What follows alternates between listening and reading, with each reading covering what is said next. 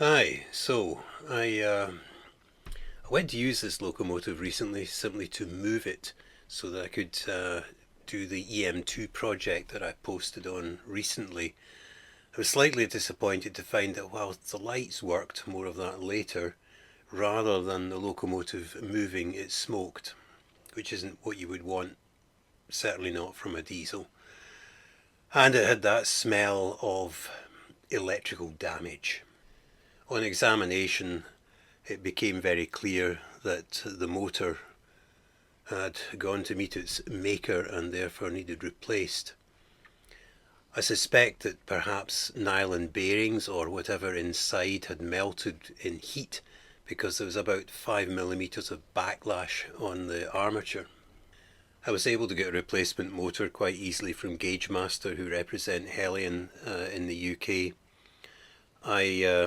I attempted to do a video of the motor being changed out, but after I'd edited it to remove all the swearing, there really wasn't anything left, so I'm not going to bother posting that. The main thing about changing the motor that I would point out though is that you get the motor without the flywheels as you would expect. They're not the easiest to extract, however, given the motor's a write-off, it's not too difficult just to force them out.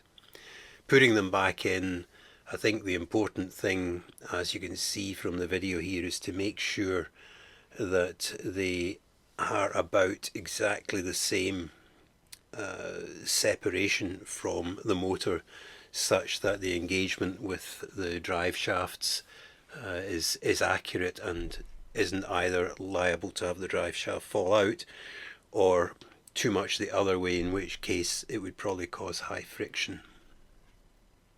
To get the flywheels back on, I protected the plastic ends that engage with the drive shafts with a couple of nuts, and then squeezed it on gently with a vice.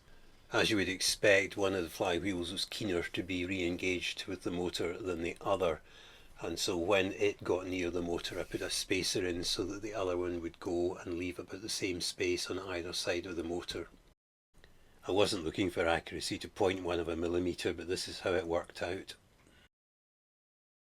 I posted a video about a month ago on this Heljan Class 17 Clayton where I attempted to improve the head code lighting by introducing a further series resistor in the line to the LED that provides the lighting, but I wasn't entirely happy with it. You can see it on this video. The problem is the single LED is mounted far too close to the rear of the head code, and I found even spacing it further back the light just simply wouldn't spread across the head code. So I took 4 surface mount LEDs, soldered them onto a piece of strip board and 3D printed a bezel to stand it back from the head code, and you can see the result here.